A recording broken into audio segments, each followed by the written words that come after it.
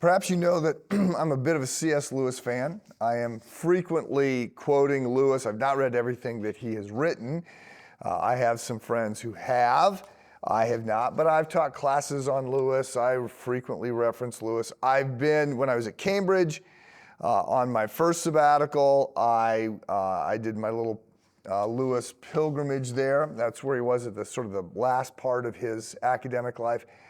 When I was at Oxford at my second sabbatical, I went to the Bird and the Bat, the pub where he and Tolkien were hanging out, writing the Chronicles of Narnia and Lord of the Rings. And I also went to his home.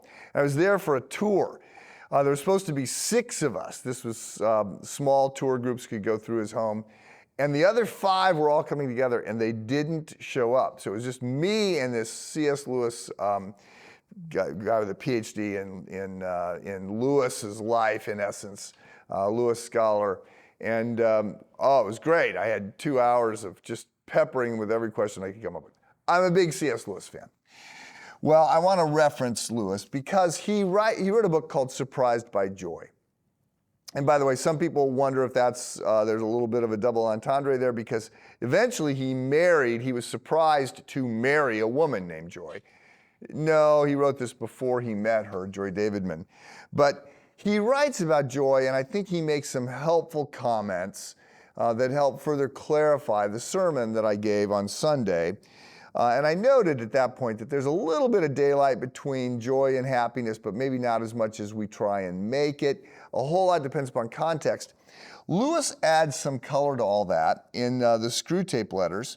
So Screwtape is this senior demon, so you got to have in mind Screwtape is a demon. He's writing to his young nephew, Wormwood, schooling him in the whole art of temptation and being a devil. And so it's obviously fiction, by the way, but you've got to just have the opposites in place. So when the enemy is mentioned, he's referring to God because Screwtape is a demon. But in one of his letters to Wormwood, he writes, "Fun is closely related to joy, a sort of emotional froth arising from the play instinct. It is very little use to us." Okay, so he's talking to, the demons. Fun is not a good thing to them. It's a very little use to us. It can sometimes be used, of course, to divert humans from something else which the enemy, okay, that would be God, which the enemy would like them to be feeling or doing, but in itself has wholly undesirable tendencies. So the devil is against fun and against joy. It promotes charity, courage, contentment, and other evils, other goods, but again, it's the opposite. So Screwtape will go on to talk about joy, defining it as a meaningful acceleration in the rhythm of our relationship with God. It is quite opaque to evil in the evil one. So they can't understand it. He will say, we have our researchers trying to figure it out. We can't figure it out. I think Lewis captures well the biblical sense of the word, the idea that joy comes from God and it grows out of a relationship with God. It is part of a life that is fundamentally being lived well and of having healthy spiritual rhythms.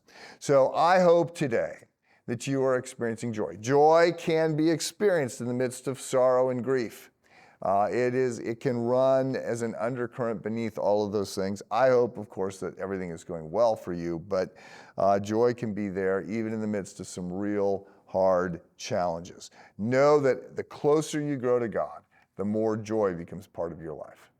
Have a good day.